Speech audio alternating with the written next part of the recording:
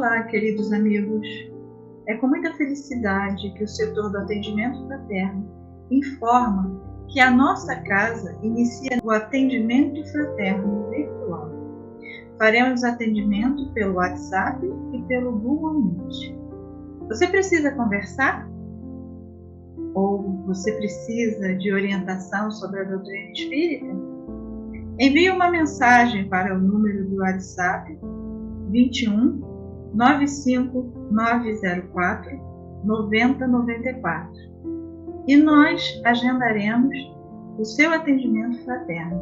Ou ainda, envie uma mensagem para o e-mail 100.atendimentofraterno@gmail.com. Você não está sozinho.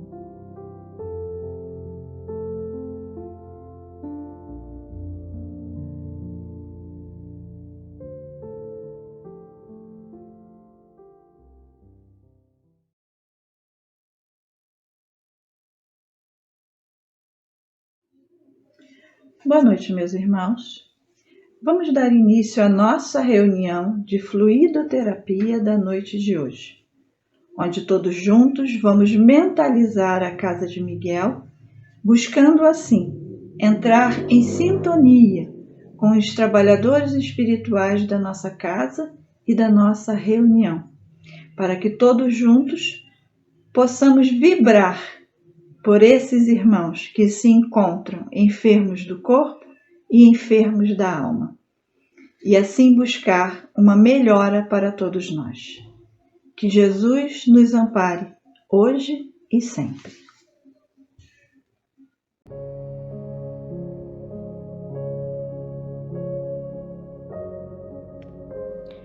Do livro Caminho, Verdade e Vida, pelo Espírito Emmanuel, psicografia de Francisco Cândido Xavier, lição 154, renunciar. E todo aquele que tiver deixado casas, irmãos, irmãs, pai, mãe, mulher, filhos ou terras, por amor do meu nome, receberá 100 vezes e herderá a vida eterna. Isso foi dito por Jesus, está no Evangelho de Mateus, capítulo 19, versículo 29.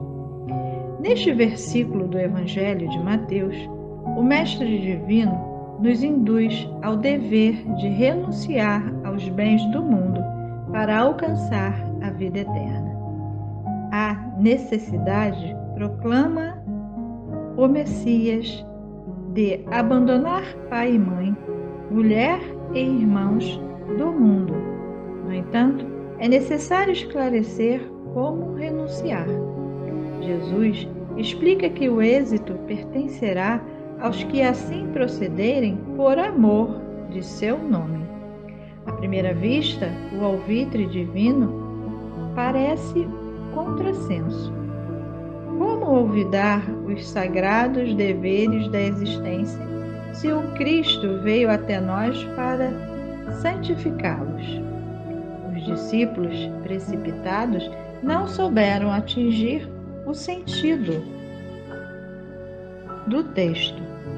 Nos tempos mais antigos, numerosos irmãos de ideal recolheram-se à sombra do claustro, esquecendo obrigações superiores e inadiáveis.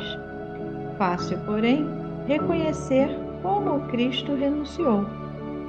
Aos companheiros que o abandonaram, aparece glorioso na ressurreição. Não obstante, as excitações dos amigos divide com eles no cenáculo os júbilos eternos. Aos homens ingratos que o crucificaram, oferece sublime roteiro de salvação com o Evangelho e nunca se descuidou um minuto das criaturas. Observemos, portanto, o que representa renunciar por amor ao Cristo. É perder as esperanças da terra, conquistando as do céu. Se os pais são incompreensíveis, se a companheira é ingrata, se os irmãos parecem cruéis, é preciso renunciar à alegria de tê-los melhores ou perfeitos, unindo-nos ainda mais a eles todos a fim de trabalhar no aperfeiçoamento com Jesus. Acaso não encontras compreensão no lar? Os amigos e irmãos são indiferentes e rudes? Permanece ao lado deles, mesmo assim, esperando para mais tarde o júbilo de encontrar os que se afinam perfeitamente contigo.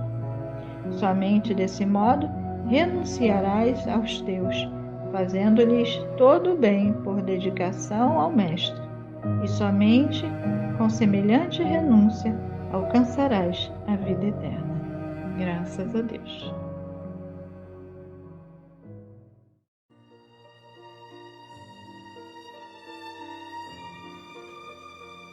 Jesus, Mestre amigo, nesse instante elevamos nossos pensamentos a Ti, para Te agradecer a oportunidade de estarmos dando por iniciada a nossa sessão de fluidoterapia desta noite. Tu bem sabes que todos nós estamos afastados do trabalho apenas fisicamente. Nossas mentes estão voltadas para o alto, voltadas para a espiritualidade de luz que nos auxilia e nos ampara. Te pedimos, Mestre Jesus, que juntamente com toda a espiritualidade, atenda por favor todos esses nomes, todos esses endereços, todas essas pessoas que estão tão necessitadas de auxílio, para que possam se sentir melhor, recuperar sua saúde e retornar normalmente ao seu cotidiano. E nós, médiuns trabalhadores, estamos te agradecer a oportunidade, principalmente pelo estudo do Evangelho, bússola renovadora de nossos pensamentos e atitudes. E assim, Mestre querido, te pedimos que leve o nosso agradecimento até Deus, nosso Pai maior. E, sob a tua luz, estamos dando por iniciada a nossa reunião da noite de hoje. Que assim seja. Graças a Deus.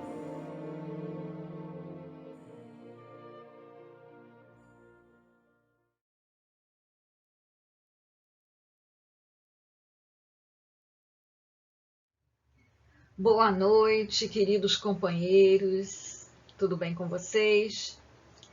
Meu nome é Maria Marcília. Eu sou uma trabalhadora do Centro Espírita Miguel e hoje a gente vai dar continuidade ao estudo do Evangelho segundo o Espiritismo.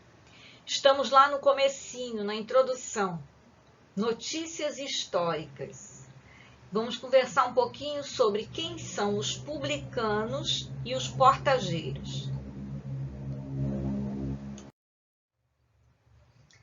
Então vamos lá.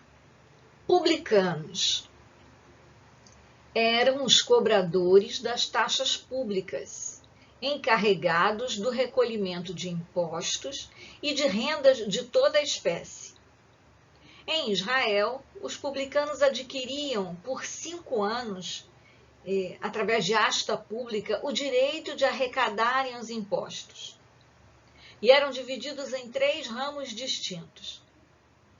Documani, recolhiam os dízimos, partitores, fixavam-se nas fronteiras, nas alfândegas, e os pecuari, tomavam conta dos rendimentos do solo e pastagens.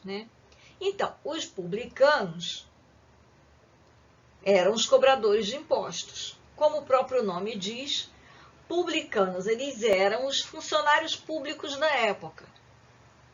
Embora não houvesse concurso público, nem diário oficial, mas esse direito era adquirido através de uma asta pública. Era tipo um leilão público.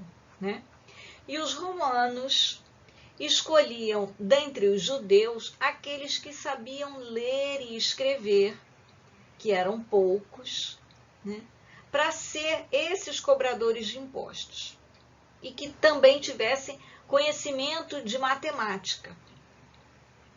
E aí eles eram divididos, Um ficava nas fronteiras, a coisa era organizada, para recolher imposto. Uns ficavam nas fronteiras, tomando conta de quem entra e quem sai. Outros recolhiam só os dízimos sobre as rendas, das pessoas. E outros tomavam conta do trabalho no solo e nas pastagens. E era assim que o Império Romano enriquecia, à custa da tributação de impostos e da mão de obra escrava dos povos que eles dominavam. E a Palestina era um deles,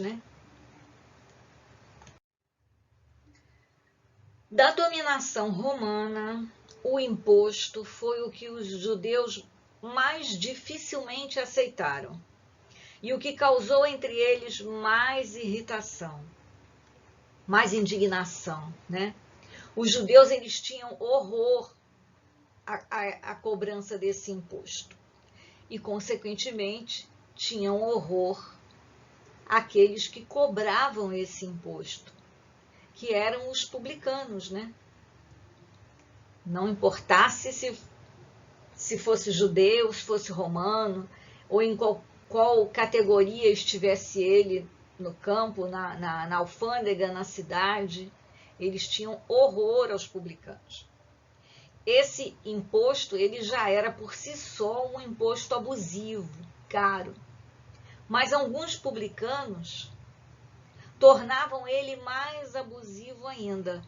Como? Praticando a extorsão,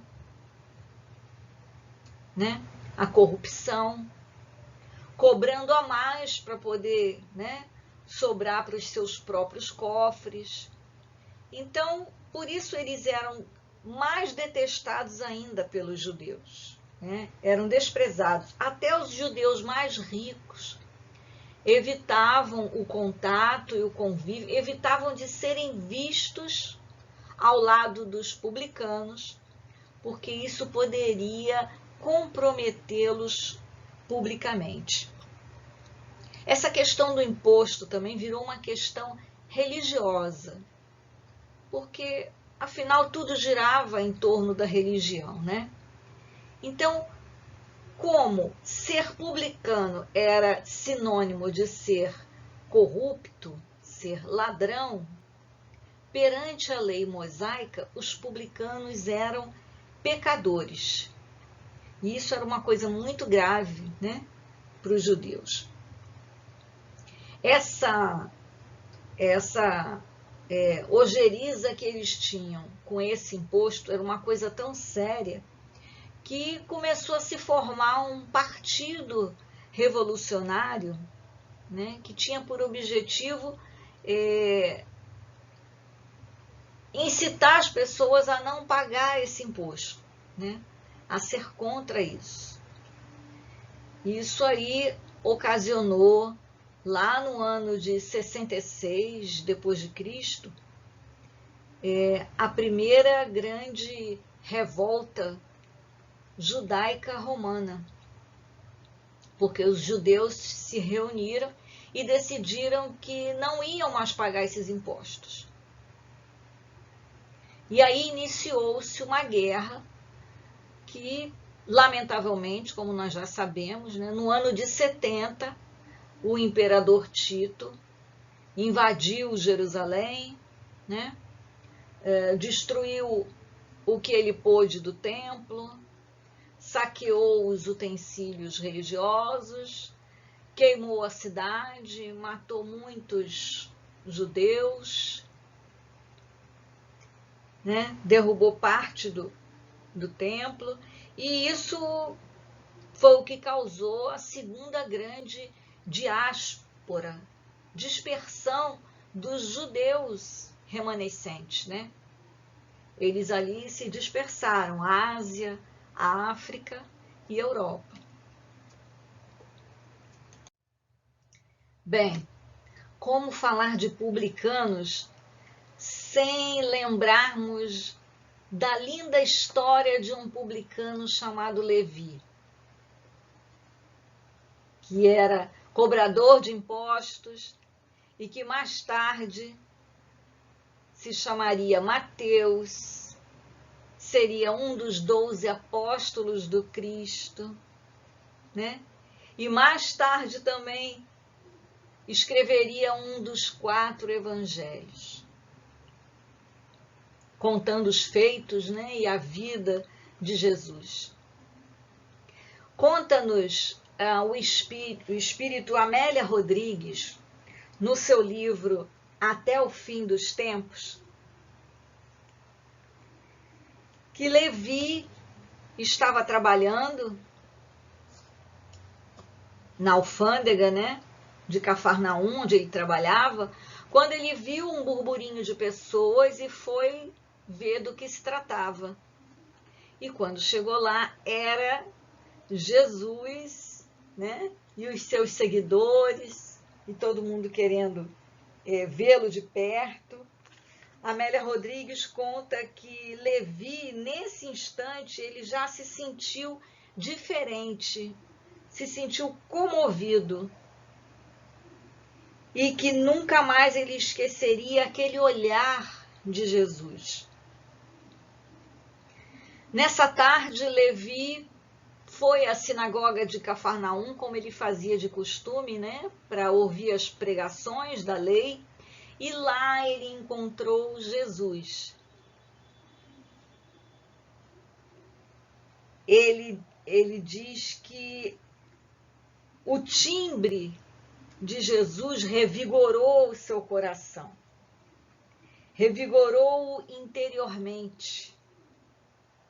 Ele já não tinha espaço para aquela tristeza que ele sentia, né? Porque ele era publicano, desprezado, né? Como a gente falou antes. Então ele foi para casa e nessa noite ele teve um sonho.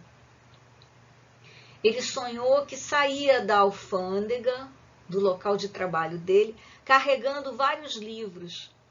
Mas nesses livros não havia anotações de valores, de nomes de impostos, mas havia sim apontamentos sobre vidas e alegrias em promessas de luz.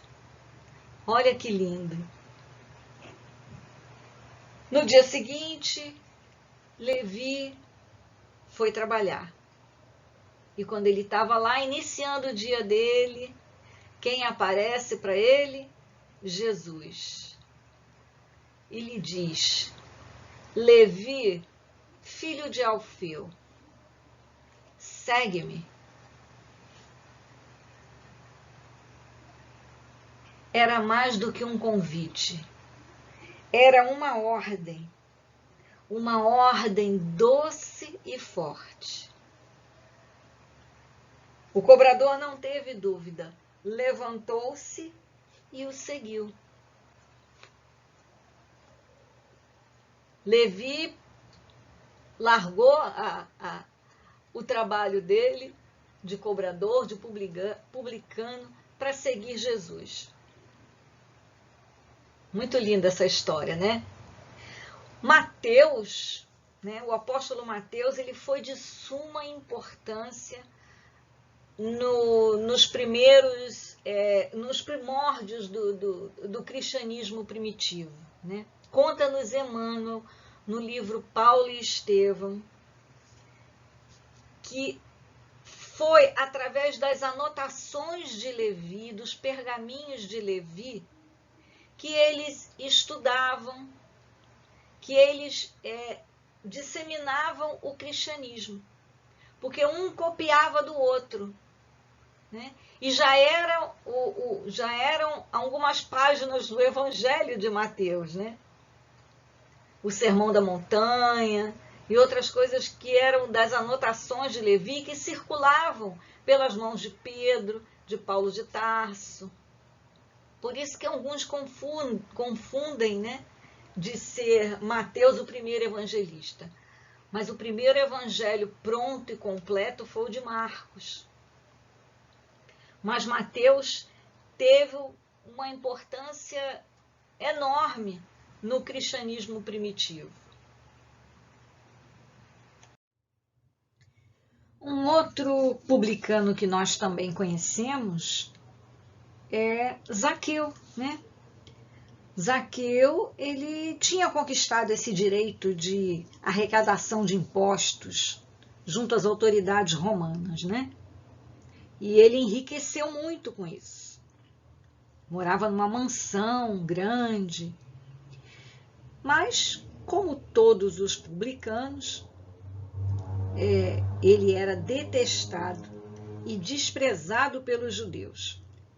Então ele e a família dele, a esposa e os filhos, viviam sozinhos, sem vida social, sem amigos. O espírito Amélia Rodrigues conta que nem os mendigos aceitavam a sua oferta em moedas. E por causa disso ele era muito triste, muito angustiado, muito infeliz. Até que um dia chegou uma notícia para ele de que o Rabi da Galileia estava na cidade. Zaqueu já tinha ouvido falar dele. Tinha ouvido falar que aquele homem dizia que todos deveriam se amar como irmãos. Ouviu dizer que aquele homem comia à mesa com publicanos e se misturava com o povo. Então ele já passou a gostar de Jesus antes de conhecê-lo. E sabendo que ele estava na cidade, ele fez de tudo para poder ver Jesus, né? Mas no meio da multidão ele não conseguia ver, e aí ele subiu numa árvore, né? Conseguiu avistar Jesus, e Jesus, ao vê-lo, disse para ele descer da árvore, porque naquela noite ele iria pernoitar na casa dele. E aí a história nós já sabemos, né? Que Zaqueu foi tocado pelo magnetismo de Jesus, pela sua beleza, pela sua bondade. E ele doou tudo que ele tinha, metade de tudo que ele tinha para os pobres, né? E ressarciu aqueles que ele prejudicou, o mesmo valor 4 vezes. Tamanho foi a transformação de Zaqueu naquele instante, né? Conta-se que Simão Pedro, mais tarde, convidou Zaqueu a dirigir uma comunidade cristã nascente em Cesareia. Olha que lindo, né? Durante os primórdios do cristianismo. Vejamos agora a definição de portageiros. Portageiros eram os cobradores do baixo escalão, encarregados principalmente do recolhimento dos direitos para entrada nas cidades, cujas funções correspondiam mais ou menos às dos guardas de alfândega e dos recebedores de imposto de barreira. Partilhavam da reprovação dirigida aos publicanos em geral. É por essa razão que, no Evangelho, encontra-se frequentemente o nome de publicano ao lado de pessoas de má vida. Essa qualificação não implicava a de devassos e vagabundos. Era um termo de desprezo, sinônimo de pessoas de má companhia, indignas de frequentar as pessoas de bem. Então, portageiros, hoje em dia, é como se os publicanos fossem os auditores fiscais da Receita, né? E os portageiros fossem os técnicos do Tesouro, né? Um cargo de baixo escalão, mas também trabalhavam recolhendo impostos, mais especificamente nas aduanas, né? De quem estivesse portando alguma coisa. Por isso o nome portageiros. E eram tão detestados e odiados quanto os publicanos. Então, meus queridos, o que é que nós podemos extrair dos exemplos desses publicanos que foram tocados pelo magnetismo do Mestre e mudaram as suas vidas completamente? Esse banquete de Jesus com os publicanos tem um especial significado na história do cristianismo, né? Demonstra que o Mestre, ele abraça a todos os que desejem o seu alimento espiritual. Então, que nós também possamos desejar esse alimento espiritual. Não importando o quanto tenhamos estado em caminhos obscuros. Porque, como disse nosso querido Chico, né? Embora não possamos voltar atrás e fazer um novo começo, né? Qualquer um de nós pode agora começar e fazer um novo fim. Fiquem com Deus, paz no coração a todos. Vamos agora nos encaminhar para a prece final, onde todos juntos buscamos Jesus em nossos pensamentos, para aproveitar melhor essas vibrações de saúde, de equilíbrio e de harmonia para o nosso corpo físico e espiritual. Que Jesus ampare a todos nós, hoje e sempre. Quanta luz nesse ambiente descendo sobre nós, vibrando em nossa mente. Quanta luz quando assim em prece, como a alma cresce aos olhos de Jesus. Quanta luz